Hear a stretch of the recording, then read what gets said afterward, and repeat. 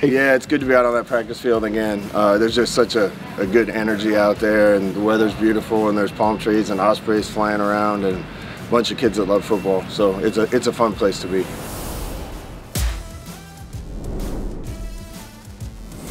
Hello and welcome to Always College Football. I'm your host, Greg McElroy. It is officially Thursday, March 13th, and we are very happy to have you with us today as we embark on our continuing coverage of spring football. We did the SEC on Monday's show, and today we will dive into the Big 12.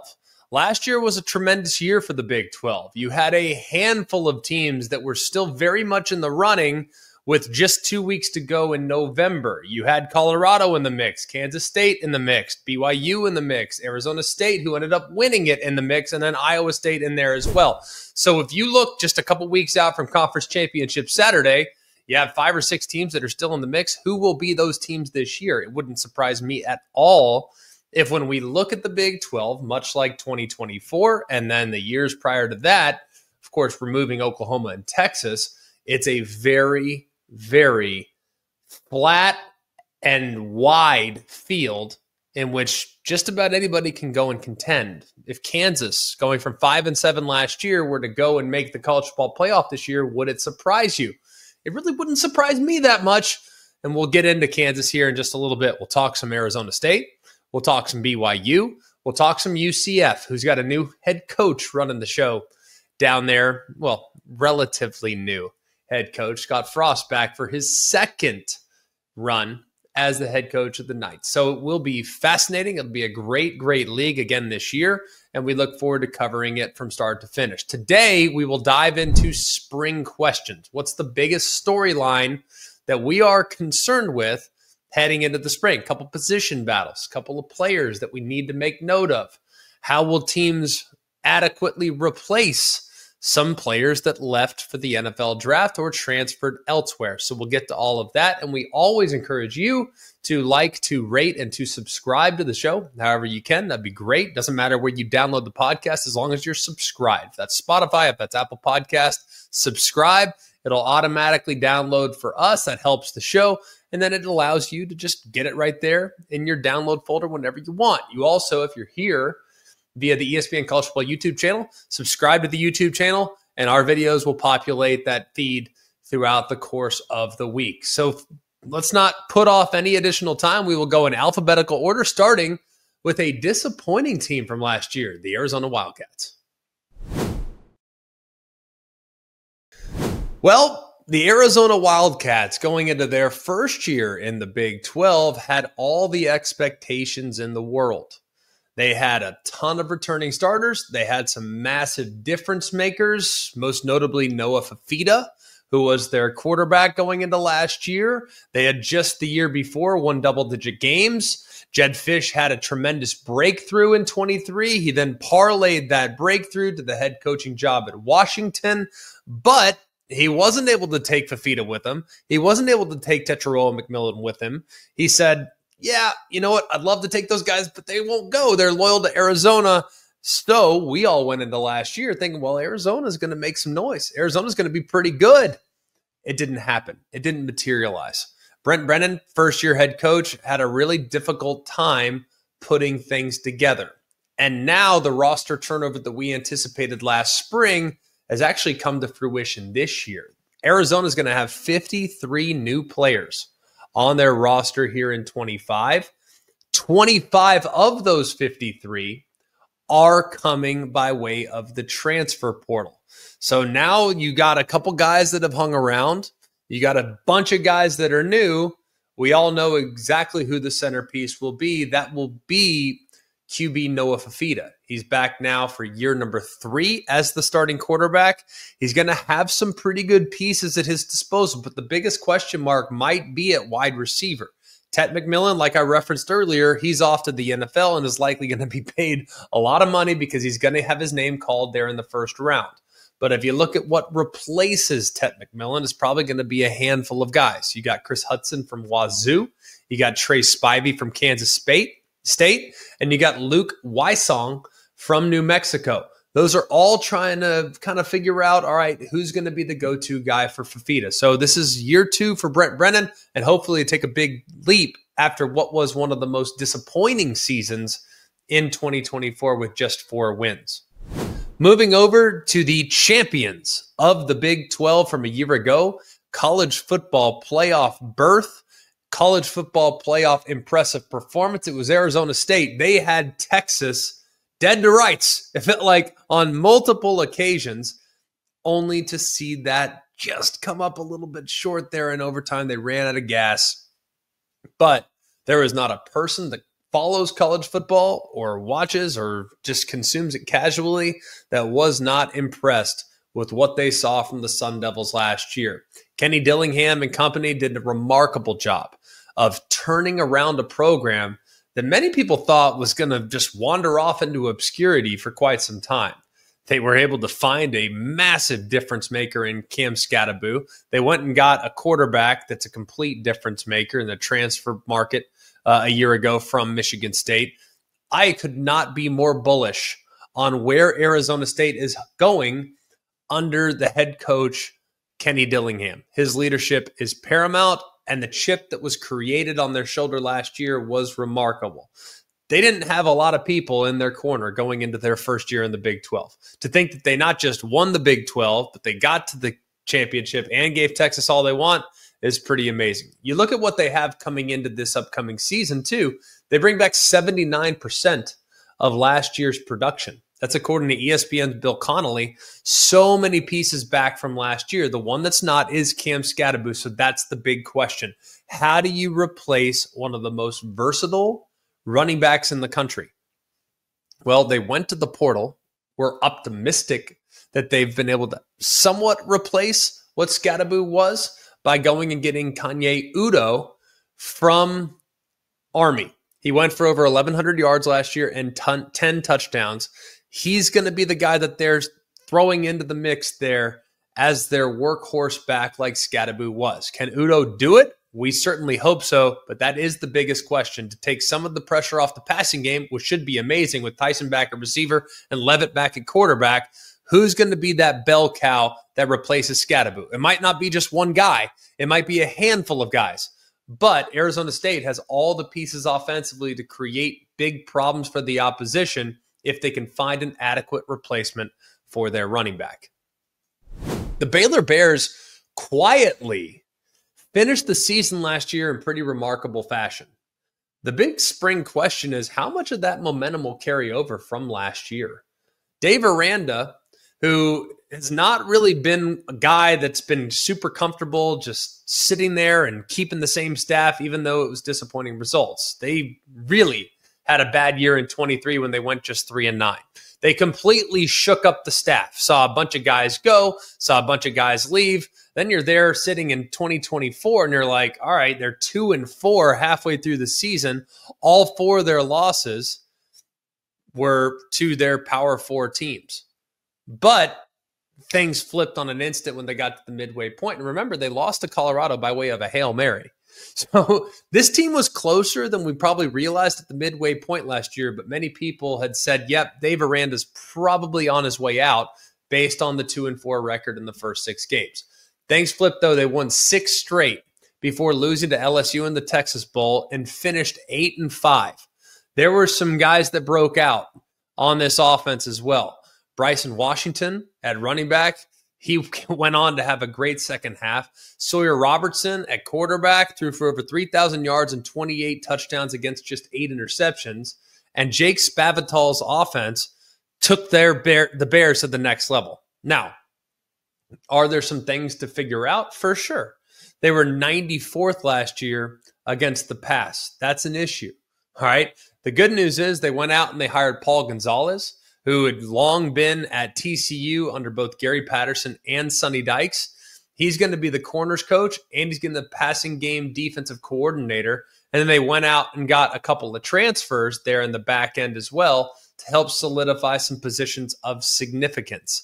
went and get a guy from Ohio State, a guy from Oregon, and a guy from Northwestern. So hopefully that pass defense can be better, because Baylor is one of those teams that's flying under the radar a little bit. You can make a strong argument they have the best quarterback returning in the Big 12 in Sawyer Robertson, and have one of the most exciting players probably in the entire league in Bryson Washington at their running back spot. So Baylor, don't sleep on them. Can they carry some momentum from their finish last year over into the spring, ultimately into the summer, and then finally into fall camp?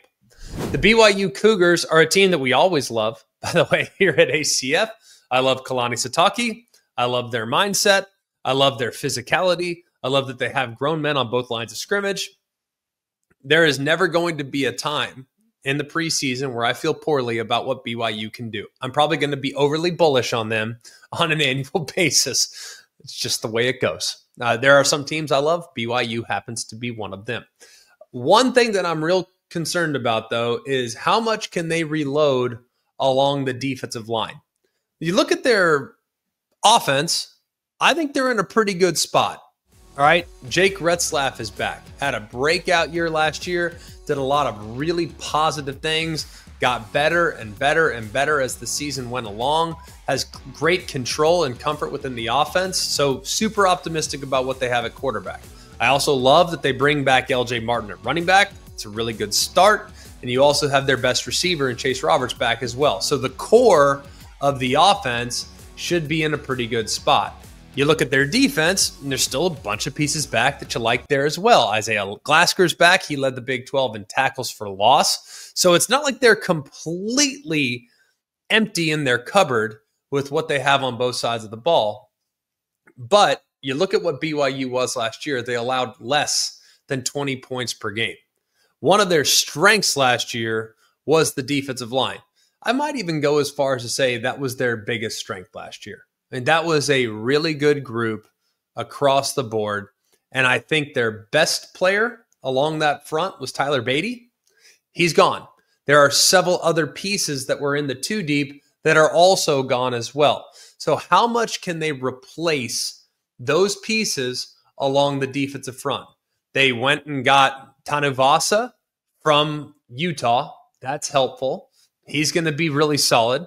Bring in a couple of transfers as well. One from Texas that's added weight and they believe can be a real game-changing edge rusher potentially. So while they feel good about their reinforcements, it's still a position of significance for me and one that I will be monitoring throughout the spring and throughout the summer. But BYU, always bullish on them. And if I had to pick today who I think is going to win the Big 12, they might be in line to have the inside track. The UCF Knights are going to be a little different than they've been the last couple of years. And I kind of came to expect the Gus Malzahn version of UCF to be really good sometimes and really bad sometimes. It was a difficult program to wrap your head around because there'd be moments where you're watching them and you're sitting there thinking, all right, hey, UCF's got it going, right? I remember a couple years back when they just absolutely smacked the eventual Big 12 runner-up in Oklahoma State. But then I also remember that version of UCF, not just in 23, but also in 24, that laid an egg and was like, what happened there? And it was kind of hard to wrap your head around. So that version of UCF is now gone. Gus Malzahn's left to become the offensive coordinator of Florida State. And what did UCF decide to do? They went and they got a very familiar face to fill that role in Scott Frost. Scott Frost, as the head coach, feels comfortable, super familiar, understands the climate. I know it's a second stint, but he knows that place. And I think if you were to ask Scott Frost, should he have ever left UCF? He'd probably tell you, probably shouldn't have. It just didn't work. The timing at Nebraska, it wasn't right. So him leaving, yes, big payday, worth it in some cases. But I think if you ask Scott Frost in a private setting, hey, should you have left UCF? He would have said, absolutely not. I should have stayed there for the rest of my career. I can do everything I want to do at UCF. We have access to the playoff if we take care of business within the conference. And we're in the Power 5. So we have better resources than we had when I was here the last time around. So things have changed drastically. Scott Frost's approach probably will not change whatsoever. They went out and they added a bunch of transfers. Now, Scott Frost got there in December. They added 30 transfers. So it's going to be a little bit difficult to assess just how much continuity UCF will have this year because so many of their pieces are going to be part of an overhauled roster, and the guys that are taking the field together have probably in most cases never played together. The good news is they're going to establish a foundation. That foundation will be rock solid. The other thing they got to figure out too is the quarterback situation. Probably one of the biggest intriguing battles in the entire conference is who's going to be the starting quarterback at UCF. I think Indiana transfer Taven Jackson comes down from Indiana, played a little bit last year. He's got a lot of intrigue, a guy that we'll be paying close attention to. The last place that he was at Indiana, the staff really liked what Taven Jackson was able to do, and there was no panic whatsoever when Curtis Rourke was lost for a little bit of time in the middle of last year. So Taven Jackson, he's going to be in a position. You also have Marshall quarterback Cam Francher, who brings 26 games of starting experience to the mix as well, and then a couple of holdovers from the previous staff, including Ja'Curry Brown, who was formerly of Miami, but now he's going to be a mix as the starter there at UCF as well. So who is going to emerge from what is a crowded quarterback room? But I say crowded, and that might have a bit of a negative connotation. I actually am viewing that crowded quarterback room as a positive for UCF. With so many other unknowns, it's nice to know that you're going to have options at quarterback wherever your team needs to go. If they need more of a run threat at quarterback, great. If you need more of a drop back pass threat at quarterback, great. If you need a guy that can do both, awesome. They have options. And that is a good thing for UCF, who's trying to bounce back in a big way here in 25. The Cincinnati Bearcats will finish up with their spring on April 12th. And it's a pretty obvious question for Cincinnati this year. Who's going to be their guy at running back? Last year, offensively, Cincinnati should feel pretty good about what was established. Brennan Sorsby, their quarterback, he's back after a rock-solid season. Defensively, you have a very experienced group. You bring back Jake Galde, along with Deontay Corleone along the defensive line. Those are two really good foundational pieces for them on defense. You go out into the portal. You had 15 guys in the portal, several of which might be in the mix to start right away to try to improve on what was a disappointing 5-7 season. They lost their last 5 games. So there was one promise there for Cincinnati, but it all came crashing down the stretch. The one massive departure from last year's team is Corey Kiner. Him being gone is massive. He ran for over 1,150 yards last year. But they went out and they got Tawi Walker, who has some experience from having played at Wisconsin. He started his career at Oklahoma and had over 850 rushing yards and 10 touchdowns last season. Now, he could end up being really, really good. But will he be as good as Kiner? That's the big question mark for Cincinnati to try to figure out this spring. The Colorado Buffaloes, they're going to be back in the mix again. As long as Prime is the head coach, they will be front page news. But they are without some serious contributors from the last couple years. Camp opens for them on March 12th. It ends on April 19th. The big question: can Colorado stay at the top of the Big 12 without Shedeur Sanders and Travis Hunter? Pretty simple, right? As good as the other players on Colorado were, and there were a lot that were overshadowed by the presence of Shedeur and Travis. There were a lot. Guys that were really talented, guys that had future pro aspirations and will get drafted, were completely overshadowed. But guess what? That's what happens when you have two guys that are generationally good for your specific school. And in Travis Hunter's case, generationally good as a college football player. So you look at the experience that you have in trying to replace Shedeur Sanders, and it will be a difficult one. So what do? You go out and you get a guy that has started 29 games at the college level. That's Caden Salter from Liberty. He's the experienced option, and he's been around. He's had a lot of success at the college level. He's won a lot of games, and he's been thrust into difficult situations from time to time, too. The guy can run it. The guy can throw it.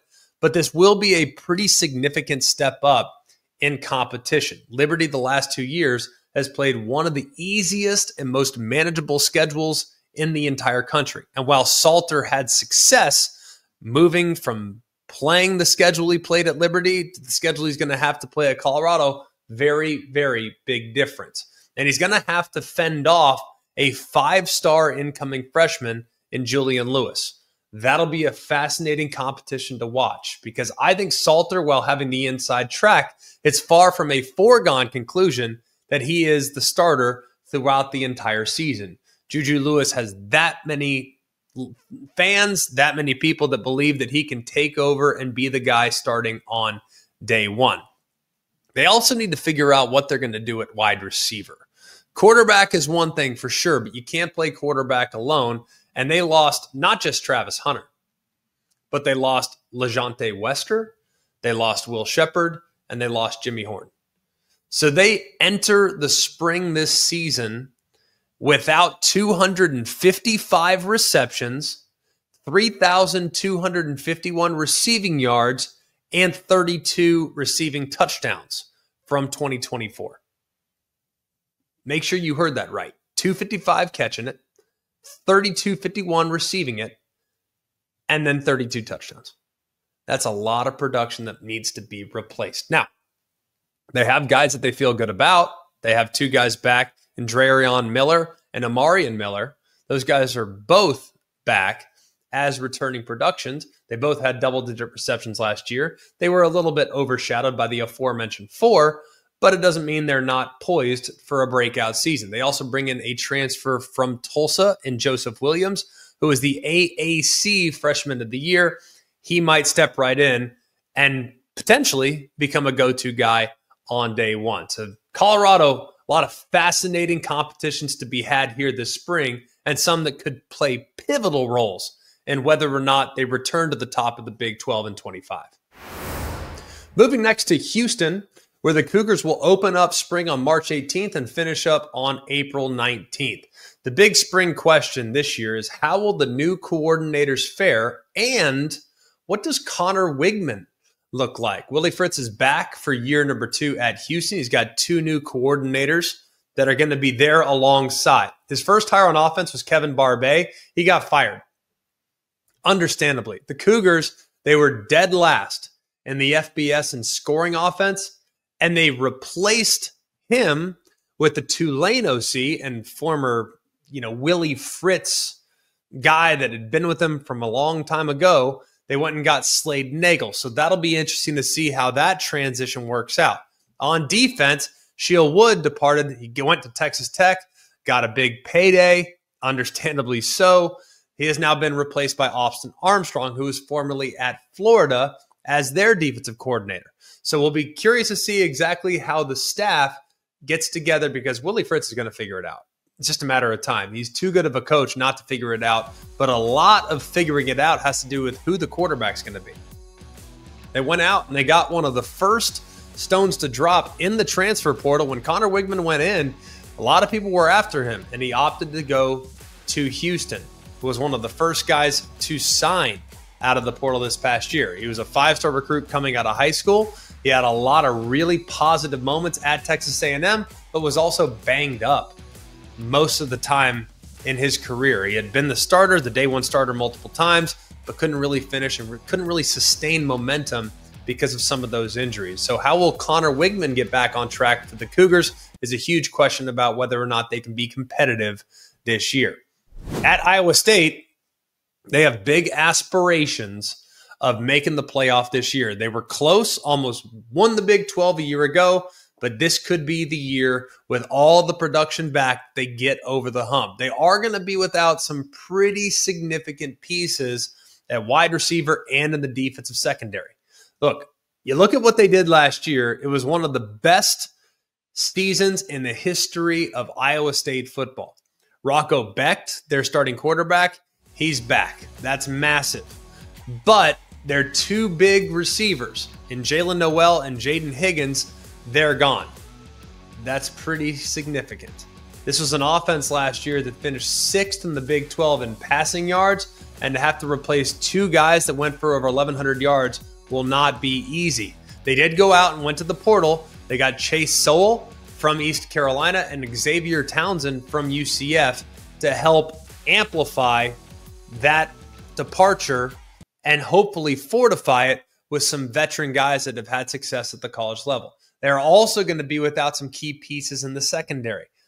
Bo Freyler and Malik Verndon, they were really, really good, but they lose 4 departing starters from the back end of this defense. Those exits will open the door for some opportunities for some young players, but they also went to the portal and got a Lindenwood cornerback transfer and Trey Bell, who's very experienced, but this group in the secondary could be a problem. And you look at some of the offenses that Iowa State might be facing. I wouldn't want to be weak in the secondary, okay? I need to know that that group can play, and they might very well be able to, but there are some very experienced guys that need to be replaced off of last year's team. The Kansas Jayhawks, their camp opened at the beginning of March, and this will be one of the more intriguing teams to follow this spring, summer, and in fall camp. I have long been a huge supporter of Lance Leipold and his process. I think they're going to be great. But guess what? I thought they had a chance to be great last year. It just never materialized. This was a team that could not get out of their own way for a vast majority of last season, but it was not because of personnel. They just had critical errors at critical moments, whether it's turnovers or inability to finish in the red zone or critical mistakes. This team was their own worst enemy. But the football gods are very, very difficult at times to satisfy, which means things didn't go well last year. They usually have a way of overcorrecting the following year. So I would not be surprised whatsoever if Kansas is quite good, even though they have to replace some really key pieces. The big question is, how do you replace Devin Neal? Now, he was their running back, and he went for over 1,250 rushing yards. They were the Big 12's 3rd ranked rushing attack last season. And with Devin Neal now off to the NFL, you do have a veteran in Daniel Highshaw who's been super experienced in the backfield, but you also went to the portal and brought in LaShawn Williams from Iowa, who will potentially be a contender if he can regain some of the form that we saw from him back in the 2023 season. You bring back Jalen Daniels too. He's going to be out and limited in most of the action in spring camp, but he's played college football for 6 years. He's going to be fine. I just want to see him make a full recovery from a recent knee surgery. The guy started 33 games, but he has had injury issues in the past. He missed 14 games in 22 and 23, did start all 12 last year, but this is going to be significant for them to pick up where they left off in November, because in November, they had 3 consecutive ranked wins. Now is going to be the time when they can hopefully carry things over into next season, because it's a crazy dangerous team if they can stay healthy. The problem is health has been a problem for Daniels and the Jayhawks for the better part of the last 4 or 5 seasons. The Kansas State Wildcats are going to be in a position yet again to compete in the Big 12 and possibly find their way to the college football playoff. The big question is, who around Avery Johnson is going to step up? I think expectations for Avery Johnson are pretty astronomically high. They were last year too. His first full year as a starter was pretty good. 2,700 yards, 25 touchdowns. He did have 10 interceptions. He added over 600 yards on the ground, 7 touchdowns on the ground. So there's reason to believe that there's room for growth there if we could just eliminate some of the mistakes. But he's a first-year starter. He's going to have some mistakes. 10 interceptions are to be expected when you have a young guy that is playing significant minutes for the very first time without having to share his role with Will Howard. Now he's the second-year starter. He's been around a while. He now understands what he can get away with, what he can't get away with. But it's going to be imperative for the people around Avery Johnson to also step up. At wide receiver, they're going to have to be better. That's big. They're going to have to be better, and they're going to have to be more consistent. Now, Jace Brown is back, and that's big. They went and got to the portal. They got Jerome Bradley from Boston College. They got Jerron Tibbs from Purdue. They got Caleb Medford from New Mexico. There's a bunch of guys that are now playing for Kansas State that had success in other places last year. So Kansas State, not just about Avery Johnson. I believe in his growth. I believe in his potential. But what about his supporting cast, in particular at wide receiver? Because if that group's good, he can be great. It's just a matter of whether or not he can develop that chemistry and that rapport with those receivers before they head into fall camp. The Oklahoma State Cowboys open camp on March 25th and finish on April 19th. The big question is, can Mike Gundy turn things around? Mike Gundy had one of the worst seasons of his tenure last year. They went and they had a little bit of a standoff with the university as it relates to his contract, which was not great. He went out and got rid of all of his assistants for the most part, totally new staff, and this will be a really unfamiliar group of players as well. You look at some of the guys that are going to be stepping in. There is no Ollie Gordon. There is no Dejon Stribling. You lose a bunch of guys on defense. You go and you find a quarterback transfer in Hoss Haney from TCU, who's the favorite right now to emerge from a really competitive quarterback room. This will be really interesting because I thought Oklahoma State was going to be in a great spot last year. I was a big believer in the amount of continuity that they brought back, the clear identity they brought back, and it never materialized. But part of the reason why I felt great about Oklahoma State going into last year is they brought everybody back on the offensive line, and that offensive line paved the way to Ollie Gordon doing an amazing job and winning the Doak Walker Award back in 23. Well, guess what? In 24, that offensive line was one of the biggest issues for them in being able to kind of run the football. Now, they didn't give up any sacks. They gave up just 13 sacks last year. But they had to replace their top 6 snap receivers along the offensive line. Now, very heavy transfer portal group here along the front. You get guys from Snow Junior College in Mexico State, Tulsa, Weber State. You also have a veteran that's back that played just over 100 snaps last year. So who knows how this is going to work out for Oklahoma State, because what I thought was going to be the strength last year was actually in some ways a little bit of a liability. Can that be flipped this year with an entirely new cast of characters along the offensive line? The TCU Horned Frogs are back, and the big question for them this season was, can they kind of continue to build on what they found last year? Now, we know 2023 was a really disappointing 5-7 campaign. They had the year before beaten Michigan in the Fiesta Bowl, got to the national title game, and then it was a little bit of a rocky start in 24. They were 3-3 there at the midway point. They got beat badly by SMU. They lost to a struggling Houston. But then things started to kind of settle down. Then Josh Hoover started to get a little bit more comfortable. He ended up throwing for nearly 4,000 yards. Yes, he had 11 interceptions, but as those turnovers started to cut down and his ability to process and get through things a little bit faster got better, started to see this team playing some really good football. Quietly, TCU finished 9-4 last year. They won their last 4 games. But the big thing is we know that Josh Hoover's a difference maker. We know that. We know that they have, I think, a pretty good reputation offensively. But there's a lot of quality that needs to be replaced at wide receiver. They lost a combined 179 catches with the graduation of their top 3 targets, Savion Williams, Jack Betch, and J.P. Richardson. That's a lot of pieces to replace. Now, Savion Williams in particular, he's got crazy high potential, and Jack Betch was crazy productive there for TCU.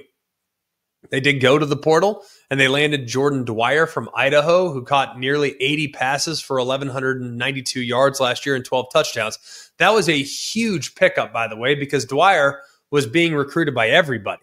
USC, Georgia, a handful of others. Everybody wanted Jordan Dwyer, and he chose TCU. So that's big. But can they find a little bit more of a run game to take some of the pressure off the passing attack? That's a question. Can they adequately replace the graduating departures at wide receiver? That's a big question. And can Josh Hoover continue to cut down on the turnovers like he did down the stretch that led to them winning their final 4 games. A lot of big question marks for TCU, but they're not a team you want to mess with heading into this upcoming season. The Texas Tech Red Raiders open up spring camp on March 10th. April 19th is when they'll finish things up. And the big question for Texas Tech, and I think many Texas Tech fans will feel the same way I feel about the Raiders heading into this year, is this the year? Is this really the year? Last year, guys, quietly 6-3 in the Big 12, 8-5 overall. But last year was merely the starting point. This is the year where they feel like they're going all in. They went out, they signed 17 new players. 7 are along the offensive and defensive line.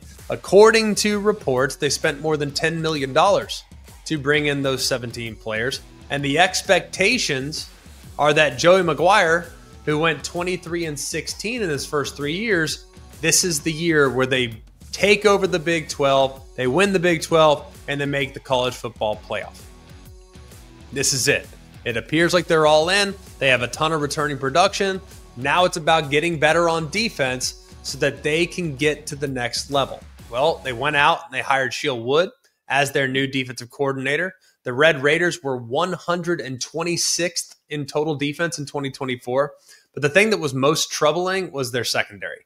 It was bad, bad, bad. They gave up over 308 passing yards a game. That was 132nd nationally.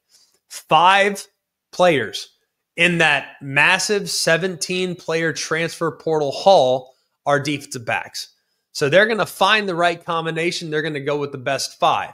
The other thing that can help the secondary is an effective pass rush. And we already told you that 7 of those 17 come along the offensive and defensive lines. They're going all in, the Red Raiders are, and rightfully so. And I think this could be a year where they make some serious noise in the Big 12. The Utah Utes open up camp on March 20th. They finish it on April 19th. The big question for Utah is, can they figure out their offense? Now, they're moving to a first-year offensive coordinator, Jason Beck. They have a ton of really talented newcomers to hopefully revamp an offense that was kind of stuck in the mud last year. Last year's group, as shocking as this may sound, because they had good players on their offense last year. They did. And most of the time when you point to Utah having a disappointing season, it's most always because, they had a ton of injuries. Or they lost everybody. Or they had a bunch of one-score games in which the ball didn't bounce their way. That's usually when you could point to a reason why Utah struggled. Last year, they just flat out struggled because they mismanaged personnel. Their play calling had kind of gotten a bit stale. And they just couldn't create a lot of separation in the passing game. And when they did, they were inconsistent at quarterback. It was just a problem. So a group that finished 115th nationally in yards per game is hopefully going to press the reset button with first-year offensive coordinator Jason Beck. Now, Beck brought in transfer quarterback Devin Dampier. He was with him at New Mexico. And New Mexico is... If you didn't watch them last year, they were very exciting. They were very, very exciting. And the Utes probably hope that they have 8 new additions across running back, wide receiver, that can hopefully jumpstart the engine of this offense. Now, it's going to all come down to whether or not Devin Dampier can continue to be the playmaking monster that he was at New Mexico. If he can do that, then they're going to be in a really good spot, because it's not something that I'm ever going to be comfortable with, watching Utah fall to a losing season. It was their first losing season since 2013. I do think that their transfer running back, Wayshawn Parker, who went for 735 yards at Washington State, he was their second leading rusher. He's primed to kind of take over a bigger workload for Utah in 25. He's got to step up and replace Micah Bernard. But I think Utah is in a position, if they can figure out offense, they're always going to be sound on defense. They're always going to be stout. They're always going to be physical on defense. That is a foregone conclusion. But offensively, they need to get it going. And hopefully Jason Beck, along with his quarterback, Devin Dampier, can provide that energy that is so needed there for the Utah Utes. Finally, and last but certainly not least, it's the West Virginia Mountaineers. February 25th is the start date. April 5th is the end date for their spring session. maybe one of the most fascinating teams in the entire offseason. I don't have high expectations for West Virginia this year. I don't. I'm going to be completely honest. But I am really intrigued by the quality of coaching they're going to receive from their new head coach, Rich Rodriguez. Now, Rich Rodriguez' offense has almost always, his whole career, dominated on the ground. Well, after about 20 years of being gone from Morgantown, he is back, and I think we are poised for some of the most exciting West Virginia football that we've seen in a really long time. Think about when Rich Rod was there 20 years ago. Think about how much fun that group was to watch. And if you have been watching what Rich Rodriguez did at Jacksonville State the last couple of years, it looks very similar to what we saw Pat White and Steve Slayton and many others saw. Very, very similar rendition of that in Jacksonville, Alabama the last couple of years. I think there's reason for Mountaineer faithful to feel very excited about what's coming here in the years to come. The 2025 season is going to be a bit of a reset, but it's going to be an established foundation for where West Virginia is going to go here in the near future. Now, the rushing attack last year would have been pretty cool, by the way, to see Rich Rodriguez with Garrett Green and Jaheim White and CJ Donaldson. It would have been great to see that three-headed rushing attack with Rich Rodriguez's creativity as a play caller. Now, the only person back of that trio is Jaheim White. He's excellent. Now, Garrett Green's off to the NFL. CJ Donaldson transferred to Ohio State. But Nico Marchiol, I think they're excited about. He has made a handful of appearances over the last couple of years. He'll be replacing Green. And it's kind of a whether or not Jaheim White, can he be a bell cow? Because I think there's a possibility he could be. And if he does become a bell cow, you can expect for him to have a remarkably productive season for Rich Rodriguez this year. West Virginia is going to be fascinating. Now, I don't know how many games they're going to win. I'll be the first to admit, I don't know how many games they're going to win this year. There's just too many unknowns. But here, over the next 2, 3, 4 years, they're going to be a player in the Big 12. And to be honest with you, I think it's probably going to be sooner than it is later. All right, we just went through all 16 teams in the Big 12. We talked about a big spring question, someone that we were excited to find out. Maybe a new coach, a new coordinator, a quarterback competition, finding reinforcements in the back end defensively, whatever it may be. Every team's a little bit different. But collectively, what are these teams? What is the Big 12? I think several people have all kind of sang the same song about the Big 12 is wide. The Big 12 is deep. The Big 12 is really, really competitive. And the gap between their best team and their worst team is more narrow than probably every other league in college football. But is the Big 12 the anomaly, or will the Big 12 in time become more the norm? Because I think when you look at the Big 12 and you look at how competitive it is across the board, I think we're going to see more and more of this when the House settlement and other things are thrust into the college football world. We're going to see more and more leagues get condensed. I think last year, for example, the SEC. At the time, Alabama was number one. Vanderbilt has perennially been a bottom dweller in the SEC. Guess what? Vanderbilt beat Alabama for the first time in 40 years. I look at other situations, and well, hey, I know that Northwestern and Ohio State, the gap between the two programs is max. It can't get bigger, right? There's nothing bigger than that gap. Well, guess what? I'm pretty sure Northwestern just a couple years ago, 2 or 3 years ago, in Evanston on a day that it was blowing 100 miles an hour, that game was way too close for comfort. And that was with a C.J. Stroud-led Ohio State team. So I do think the gap will get tighter for pretty much every league once the House settlement and these leagues and these schools can pay players directly. That will be very interesting. The other thing about this, too, is I think the Big 12 collectively is a lot better than people realize. Now, we live in a world in which people are crazy enamored with how many stars guys have. This guy's got that star. This guy's got that star. This team has this. this guy had the number 7 recruiting class when he got to this school, whatever it may be. I think the Big 12 is more about development, first and foremost. 2, I also think you have great continuity and several different places. Granted, tons of transfer players, so they utilize the transfer portal as much as anybody. It's not like the Big 12 uses it less than the ACC, the Big 10, or the SEC. They don't use it less. I think everyone uses it about the same. But I think you find a lot of diamonds in the rough in the Big 12. A lot. And all you have to do is look at the team like Texas that was across the board. Everyone that even puts a chin strap on for Texas has 4 or 5 stars. Everyone. All of them. Well, how many 4 and 5 star players did Arizona State have? And how competitive was that game? It was pretty dang competitive, was it not? And I think, by the way, Arizona State, in a lot of ways, outplayed Texas in that game, especially after the first 2 touchdowns that Texas scored. It was kind of all Arizona State there until the very end. So looking at the Big 12, yes, the brands will not be as big as some of the teams that you'll see in the Big 10 and the SEC. The brands won't be as big. They won't have as much viewership. The eyeballs will not be as significant when the Big 12 is playing games up against the blue bloods of the SEC or the Big 10. That's fine.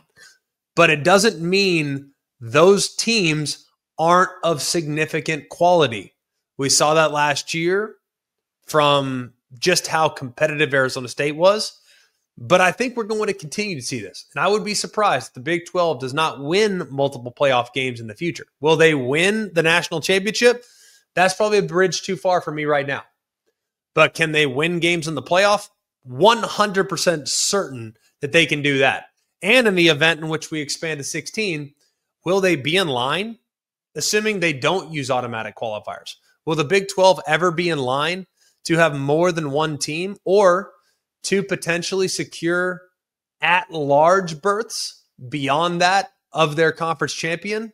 They probably should be. It's a better league than people realize, and I think it's time to give them their flowers. That'll do it for us here at Always College Football. Like we always say, really it helps us a lot when you like, when you rate, when you subscribe to the show. If you like what we do, if you could just take 2 seconds to subscribe, that would be really, really appreciated. On the podcast platform specifically, that's our favorite place for you to subscribe. But if you're here with us on the ESPN College Football YouTube channel, it's awesome for you to be able to subscribe there as well. Hit that thumbs up below the video if you're still with us also. For all of us here at Always College Football, for Mark, Jake, Jack, the other Jack, I'm Greg. We hope you have an amazing day. And remember, it's always college football. Hey guys, it's Greg McElroy. Thanks for watching Always College Football. Make sure you like, rate, and subscribe to ESPN's YouTube channel and wherever you listen to your podcasts.